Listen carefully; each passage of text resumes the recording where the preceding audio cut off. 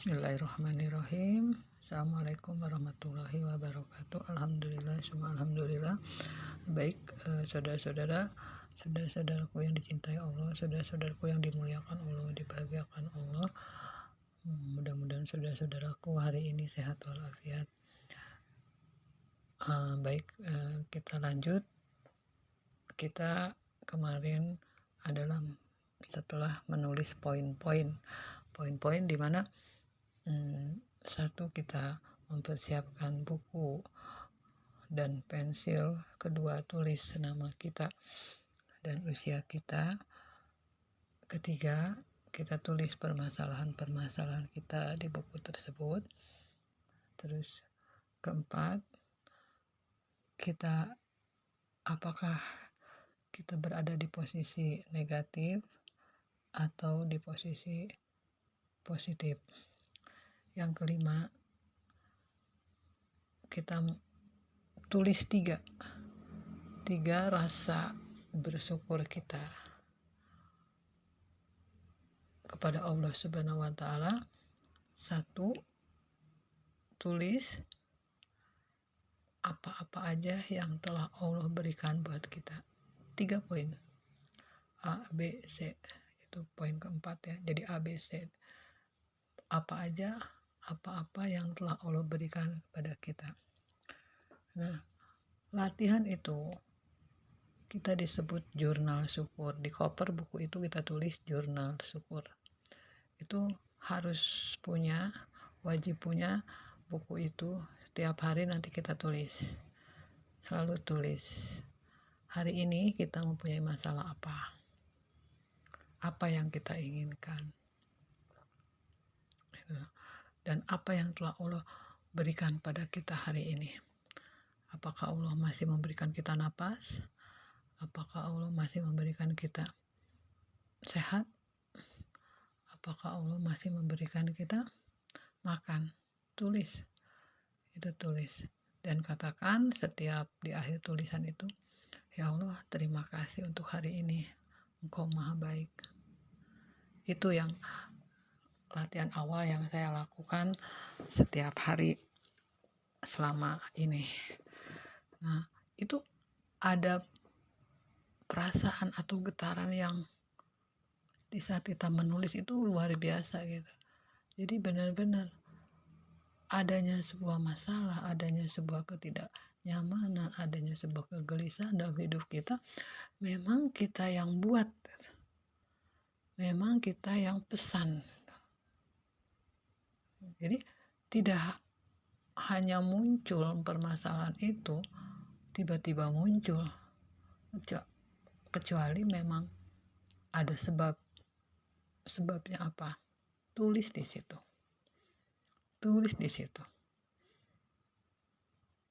Nanti di situ kita akan merasakan, oh sebenarnya diri kita sendiri yang buat kegelisahan ini, kemarahan ini, ketidaknyamanan ini, atau kemiskinan ini. Semuanya kita timbul dari pikiran yang emosional, yang egoisme. Itu saya tulis tiap hari selama hampir lama sekali di situ tulis. Keinginan saya juga saya tulis terus. Nah, jadi sebuah kesadaran diri di situ pertama kita melatihnya seperti itu. Itu yang saya coba dan itu berhasil. Alhamdulillah berhasil. Artinya begini, saya yang dulu emosional, saya bisa nahan dan saya bisa ke arah bersyukur. Saya bisa ke arah selalu positif memandang orang. Saya bisa ke arah selalu, ya memang saya pengen berubah. Jadi saya menjauhi hal-hal yang tidak baik. Saya menjauhi hal-hal yang negatif. Karena niat saya ingin berubah. Saya enggak ingin hidup saya seperti hari-hari kemarin atau seperti yang tidak saya sukai gitu. Jadi kita paksakan, kalau kita memang mau berubah, ya kita harus berubah dari pola pikir kita, dari pola emosi kita, egois kita harus berubah. Apalagi kita punya Allah ya. Nah di situ Allah terus membimbing kita. Kalau kita mau berubah, Allah bantu. Artinya Allah tidak akan merubah kan, itu dari ayat jelas itu Allah tidak akan merubah, kita merubahnya. Nah setelah kita merubahnya, disitulah nanti Allah akan bantu dari hal-hal yang lain.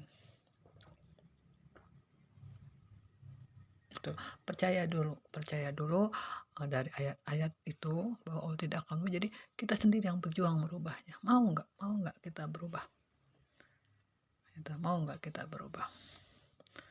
Nah, kalau kita membahas sebuah pemikiran positif dan negatif, nah kita sekarang kita cerita kisah tentang Nabi Adam. Mungkin saya hanya sedikit karena saya bukan ahli agama, saya bukan orang ustazah, tapi saya hanya manusia pejuang hidup, tapi manusia yang ingin berbagi aja. Saya manusia biasa yang ingin berbagi, saya manusia biasa yang istilahnya tuh ya ayolah kita sama-sama berbuat baik. Masih ada Allah yang kita tuju gitu, yang kita harus kita pegang gitu. Namun kan menuju jalan Allah tuh tidak mudah. Maksudnya begini, tidak mudah itu apakah kita dengan hanya membaca Al-Quran kita nyampe ke Allah dengan pikiran yang galau? Apakah kita hanya dengan mendengarkan ceramah apa kita nyampe ke Allah dengan pikir? Tapi kalau kita merubah pikiran kita, merubah mindset kita, insya Allah kita merubah ke arah yang baik, kita merubah ke arah yang positif, semuanya apa yang kita harapkan itu terjadi, apa yang kita inginkan terjadi. Kita mau dekat sama Allah juga terjadi. Jadi dekatnya sama Allah juga kalau kita merubah pola pikir kita, kalau kita merubah mindset kita, itu enak. Komunikasi dengan Allah itu enak, nyaman banget. Karena kita tahu, kita sadar posisi kita di mana di saat kita komunikasi dengan Allah, posisi kita di mana di saat kita ngobrol dengan Allah. Kadang kita selama ini sholat aja gitu. Tapi kalau kita udah punya kesadaran diri, di saat kita sholat ya udah kita tuh lagi berkomunikasi dengan Allah, bahwa kita lagi dekat dengan Allah. Itu perbedaan yang saya alami. Itu yang saya alami. Jadi kalau sholat juga enak banget. Jadi seolah kita tuh ketemu sama Allah, komunikasi dengan Allah, enak banget itu. Dan setiap sholat selalu rasa syukur yang kita sampaikan. Setelah zikir itu selalu rasa syukur yang kita sampaikan, ya Allah terima kasih. Ya Allah terima kasih, apapun yang terjadi itu yang terbaik. Itu kena banget dalam pikiran saya, kena banget dalam kehidupan saya. Setelah saya melatih jurnal syukur. Saya melatih terus jurnal syukur karena memang saya ingin berubah. Jadi enjoy aja sekarang hidup saya, siapapun orang yang di hadapan saya, lingkungan saya yang sama, orang yang sama, pikiran yang sama, karena saya udah berubah. Jadi semuanya enak, semuanya bukan hal yang harus saya pikirkan yang terlalu overthinking. Jadi santai aja, toh semuanya berjalan dengan baik. Toh sampai hari ini saya juga nggak ada masalah. Artinya masalah karena saya tidak memasalahkan. Dulu saya selalu memasalahkan sebuah masalah yang sebenarnya nggak penting masalah itu. Tapi sekarang semua masalah yang hadir itu bukan masalah bagi saya. Tapi justru itulah sebuah rasa syukur saya. Luar biasa, itu pemahaman yang saya amazing banget itu kok dapet feel-nya. Di saat saya komunikasi dengan Allah juga itu dapat feel-nya. Di saat saya zikir juga dapat feel-nya. Selama kemarin sebelum saya memahami kesadaran diri saya tuh kalau zikir aja nggak pernah dapat feel nyambung ke Allah, connect-nya tuh nggak ada. Tapi setelah saya melakukan jurnal syukur, itu yang namanya setiap zikir, setiap kita melakukan baca kok itu feel-nya dapat, energinya dapat gitu, dapat energi positifnya tuh dapat. Alhamdulillah ini semua memang Allah mau. Katakan Allah mau dan saya minta, Allah kasih. gitu. Karena saya ingin berubah, saya nggak ingin mengeluh lagi, saya nggak ingin marah-marah lagi, karena percuma. Semakin kita marah, semakin kita toh hasilnya juga tetap kita marah, toh hasilnya tetap mengeluh.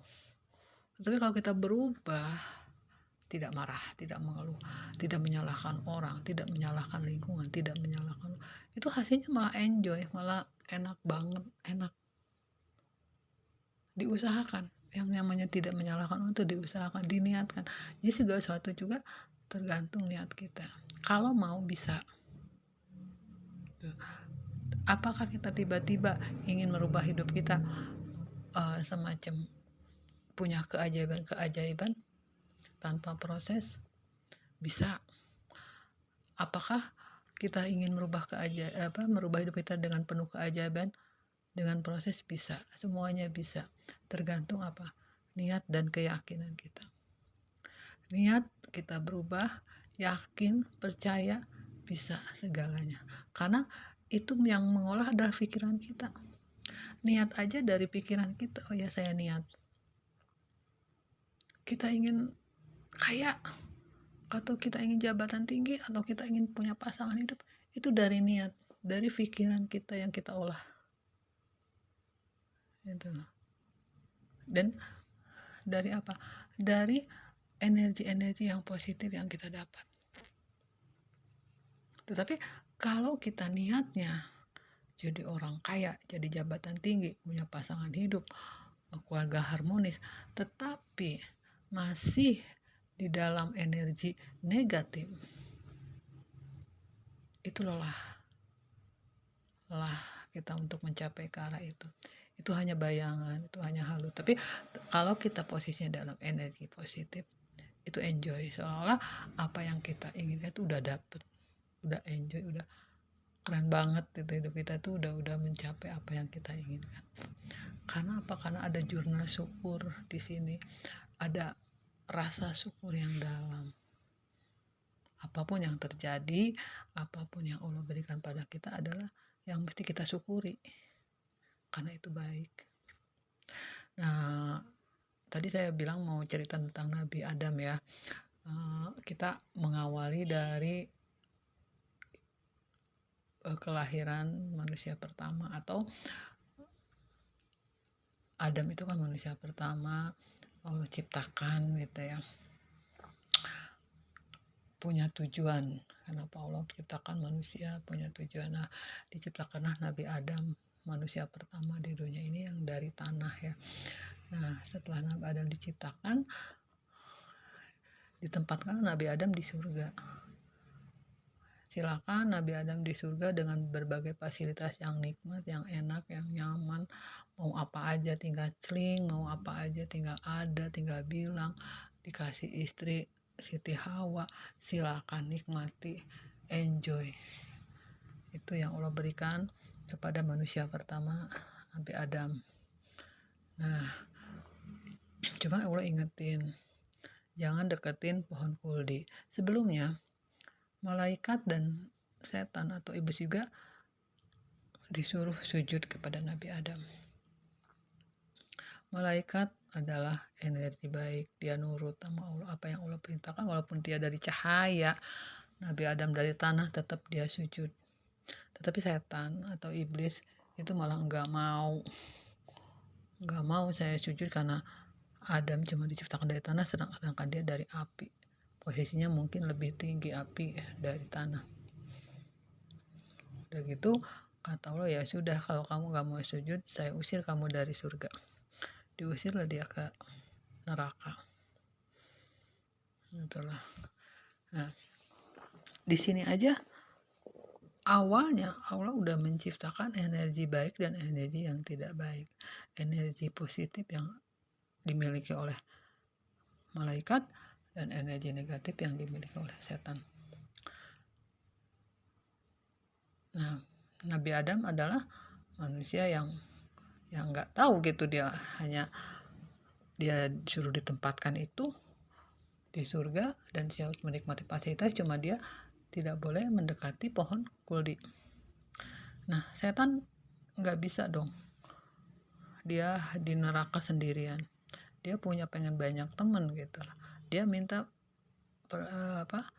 semacam pengajuan pada Allah, ya Allah kalau saya baik saya simpan saya di neraka, tapi saya izinkan saya untuk menggoda manusia untuk menjadi teman saya di neraka. Dan Allah izinkan, silakan. Tapi tidak pada orang-orang yang beriman, yang bertakwa. Nah, karena dia udah rekomendasi dari Allah silakan, ya akhirnya dia godain Adam. Saya godain Adam sama Hawa. Ya dengan berbagai bujuk rayu bahwa buah huri itu enak, manis, lezat atau gimana-gimana. Dengan tipu dayanya setan, akhirnya Nabi Adam dan Siti Hawa terbuai. Dia ikut apa yang setan iming-imingi, yang setan kasih rayu, bujuk rayunya itu. Akhirnya dia memakan atau mendekati buah kuldi. Di situ Allah marah dan Allah mengusir Nabi Adam. Diusirlah Nabi Adam ke bumi. Ya, dia nggak langsung ke neraka tapi ke bumi. Dan dipisahkanlah Nabi Adam di daerah mana, Siti Hawa di daerah berjauhan ya. 40 tahun baru ketemu di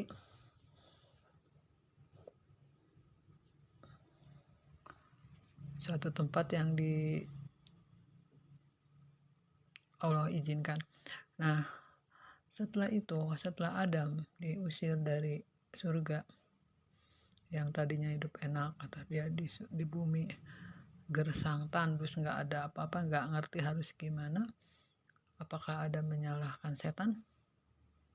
Tidak. Adam hanya berdoa, maafkan saya jolim, ampuni saya dan berkahi saya. Itu yang ada. Berarti di sini Adam memilih energi positif. Dia tidak menyalahkan orang, tidak menyalahkan setan. Dia terima. Karena memang itu kesalahannya diri. Nah, seperti halnya kita dari kisah Nabi Adam. Ya artinya kita sendiri juga akan menemukan sebuah permasalahan yang membuat kita sendiri yang salah gitu. Ada sebuah konsekuensi dari pikiran kita yang salah, kita dapat sebuah konsekuensi dari pikiran kita yang salah. Kita kan sebagai manusia kadang-kadang kita nyalain orang, nyalain lingkungan, nyalain atasan, nyalain bawahan. Padahal pikiran kita sendiri yang memang kita terbujuk rayu oleh pikiran kita sendiri untuk melakukan hal yang tidak baik. Tapi setelah itu kita kecewa, marah. Kita nggak sadar. Apa yang kita lakukan selalu benar. Apa yang kita perbuat adalah benar menurut kita. Nah, itulah bibit-bibit yang membuat kita gelisah, berkepanjangan. Oke, saudara-saudaraku, nanti kita sambung lagi ya. Assalamualaikum warahmatullahi wabarakatuh.